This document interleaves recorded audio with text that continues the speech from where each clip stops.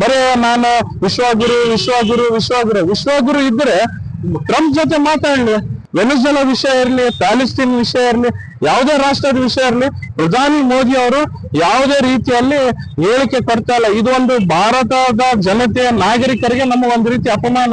ಅಮೆರಿಕದ ಟ್ರಂಪ್ ಆಡಳಿತವು ಇವತ್ತು ಇಡೀ ಪ್ರಪಂಚವನ್ನೇ ತನ್ನ ಕಪಿಮುಷ್ಟಿಯಲ್ಲಿ ತಗೊಳ್ಬೇಕು ಅನ್ನುವಂತ ರೀತಿಯಲ್ಲಿ ಒಂದು ಸರ್ವಾಧಿಕಾರಿ ಆಡಳಿತಕ್ಕೆ ಮುಂದಾಗಿದ್ದು, ಆ ಒಂದು ಭಾಗವಾಗಿ ಇವತ್ತೇನಂತಂದ್ರೆ ಭಾರತದ ಮೇಲೆ ಇವತ್ತು ಸುಂಕ ಏರಿಕೆ ಮಾಡುವಂತ ಒಂದು ಕ್ರಮಕ್ಕೆ ಮುಂದಾಗಿರೋದು ಮತ್ತು ವೆನಿಜುವೆಲಾದಲ್ಲಿ ಇವತ್ತೇನು ವಿಚೇತವಾಗಿ ಇರ್ತಕ್ಕಂಥ ಆ ತೈಲವನ್ನು ತನ್ನ ಕಪಿಮುಷ್ಟಿಗೆ ತಗೊಂಡು ಆರ್ಥಿಕತೆಯನ್ನು ಇದು ಮಾಡ್ಕೊಳ್ಬೇಕು ಅನ್ನೋ ಕಾರಣಕ್ಕಾಗಿ ಇವತ್ತು ಅಮೆರಿಕದ ಸೈನ್ಯವನ್ನು ಮತ್ತು ತನ್ನ ನೌಕಾಪಡೆಗಳನ್ನು ವೆನಿಜುವೆಲಾ ಮೇಲೆ ಇವತ್ತು ಅಕ್ರಮವಾಗಿ ದಾಳಿ ನಡೆಸುವ ಮೂಲಕ ಆ ದೇಶದ ಅಧ್ಯಕ್ಷರ ಮತ್ತು ಅವರ ಪತ್ನಿಯನ್ನು ಇವತ್ತೇನಂದ್ರೆ ಅಪಹರಣ ಮಾಡುವಂತ ಮೂಲಕ ಇವತ್ತೇನಂತಂದ್ರೆ ಇಡೀ ವೆನಿಜುವೆಲಾದ ಒಂದು ತೈಲ ಕಂಪನಿಯ ಒಂದು ಇದನ್ನ ತನ್ನ ಕಪಿಮುಷ್ಟಿಗೆ ತಗೊಳ್ಬೇಕು ಅನ್ನೋಂತ ಒಂದು ರೀತಿಗೆ ಏನು ಕುತಂತ್ರವನ್ನು ಮಾಡ್ತಾ ಇದೆ.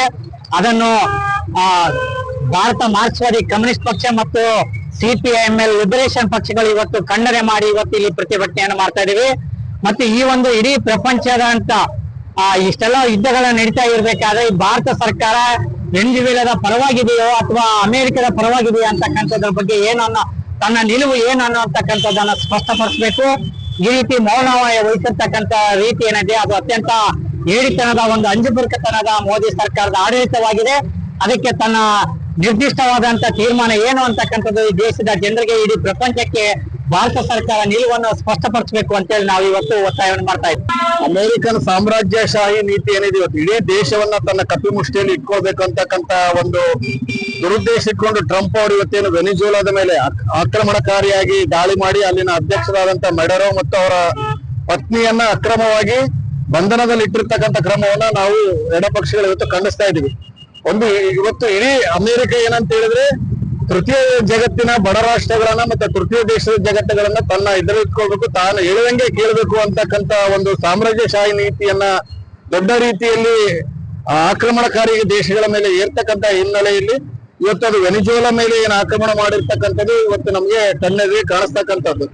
ಅದಕ್ಕೆ ಈ ಹಿನ್ನೆಲೆಯಲ್ಲಿ ವಿಶ್ವಸಂಸ್ಥೆ ಕೂಡಲೇ ಸಭೆ ಸೇರಿ ಅದನ್ನ ಖಂಡಿಸಬೇಕು ಮತ್ತು ಅಕ್ರಮವಾಗಿ ಏನು ಇವತ್ತು ವೆನಿಜುವೆಲಾ ಅಧ್ಯಕ್ಷ ಮೆಡರೋ ಮತ್ತು ಅವರ ಧರ್ಮಪತ್ನಿಯನ್ನ ಏನು ತಮ್ಮ ದೇಶದಲ್ಲಿ ಬಂಧನದಲ್ಲಿ ಇಟ್ಕೊಂಡಿರ್ತಕ್ಕಂಥದ್ದನ್ನ ಕೂಡಲೇ ಅವ್ರನ್ನ ಬಿಡುಗಡೆ ಮಾಡ್ಬೇಕು ಅಂತಕ್ಕಂಥದ್ದನ್ನ ನಾವು ಇವತ್ತು ಒತ್ತಾಯವನ್ನ ಮಾಡ್ತಾ ಇದ್ದೀವಿ. ಪಾಕಿಸ್ತಾನ ಇರ್ಬೋದು, ಪ್ಯಾಲೆಸ್ತೀನ್ ಇರ್ಬೋದು, ಸುಮಾರಷ್ಟು ಇರಾನ್ ದೇಶಗಳಲ್ಲಿ ತನ್ನ ಒಂದು ಸರ್ವಾಧಿಕಾರಿ ಧೋರಣೆ ಮೂಲಕ ಆಕ್ರಮಣ ಮಾಡಿ ಅಲ್ಲಿ ಏನು ಸಾಧನೆ ಮಾಡ್ತಲ್ಲ. ಅಫ್ಘಾನಿಸ್ತಾನದಲ್ಲಿ ಕಳೆದ ಒಂದು 6-7 ವರ್ಷಗಳ ಹಿಂದೆ ಅಲ್ಲಿ ಆಕ್ರಮಣ ಮಾಡಿ ಅಲ್ಲಿ ಏನೋ ಒಂದು ಸಾಧನೆ ಮಾಡ್ಬೇಕಂತ ಕಪಿಮುಷ್ಟಿ ಮಾಡ್ಬೇಕಂತ ಹೋಗಿತ್ತು. ಆದ್ರೆ ಅಲ್ಲಿ ಯಾವುದೇ ತರದ ಯಾವುದೇ ಒಂದು ಫಲ ಸಿಗ್ಲಿಲ್ಲ.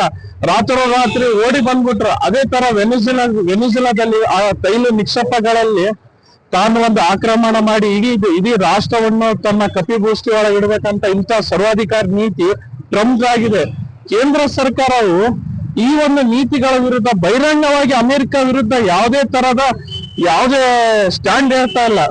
ಬರೀ ನಾನು ವಿಶ್ವಗುರು ವಿಶ್ವಗುರು ವಿಶ್ವಗುರು ವಿಶ್ವಗುರು ಇದ್ರೆ ಟ್ರಂಪ್ ಜೊತೆ ಮಾತಾಡಿ ಭಾರತ ರಷ್ಯಾ ಜೊತೆ ಏನ್ ಸುಂಕ ವ್ಯಾಪಾರ ಇತ್ತಲ್ಲ ಅದ್ರ ಬಗ್ಗೆ ಸ್ಪಷ್ಟನೆ ಕೊಡ್ಲಿ. ಇನ್ನ ಟ್ರಂಪ್ ಅವ್ರು ಹೇಳ್ತಾರ ಅಮೆರಿಕ ಇಂಡಿಯಾದವ್ರು ಏನಂತ ಹೇಳ್ತಾರೆ, ಅದ್ರ ಬಗ್ಗೆ ಕೊಡ್ಲಿ ಪ್ರಧಾನಿ ಮೋದಿ ಅವರು. ವೆನಿಜುಲಾ ವಿಷಯ ಇರ್ಲಿ, ಪ್ಯಾಲೆಸ್ತೀನ್ ವಿಷಯ ಇರ್ಲಿ, ಯಾವುದೇ ರಾಷ್ಟ್ರದ ವಿಷಯ ಇರ್ಲಿ, ಪ್ರಧಾನಿ ಮೋದಿ ಅವರು ಯಾವುದೇ ರೀತಿಯಲ್ಲಿ ಹೇಳಿಕೆ ಕೊಡ್ತಾ ಇಲ್ಲ. ಇದು ಒಂದು ಭಾರತದ ಜನತೆಯ ನಾಗರಿಕರಿಗೆ ನಮ್ಮ ಒಂದು ರೀತಿ ಅಪಮಾನ. ಯಾವುದೇ ಸರ್ಕಾರ ಇರಲಿ ತನ್ನ ವಿದೇಶಾಂಗ ನಿಲುವು ಸ್ಪಷ್ಟನೆ ಪಡಿಸಬೇಕು. ಆ ಸ್ಪಷ್ಟನೆ ಪಡಿಸಲಿ ಕೇಂದ್ರದ ಬಿಜೆಪಿ ಸರ್ಕಾರವು ಸಂಪೂರ್ಣವಾಗಿ ವಿಫಲ ಆಗಿದೆ. ಯಾವ ತರ ವೆನಿಜುವೆಲಾದ ಅಧ್ಯಕ್ಷರ ಮೇಲೆ ರಾತ್ರೋರಾತ್ರಿ ಬಂದು ಅವರನ್ನು ವಶವನ್ನು ಪಡಿಸಿಕೊಂಡು ಅವರ ಕುಟುಂಬದವರಿಗೆ ವಶವನ್ನು ಪಡಿಸಿಕೊಂಡು ತನ್ನ ನೈತಿಕತೆಯನ್ನು ತೋರಿಸಿದ್ದಾರೆ.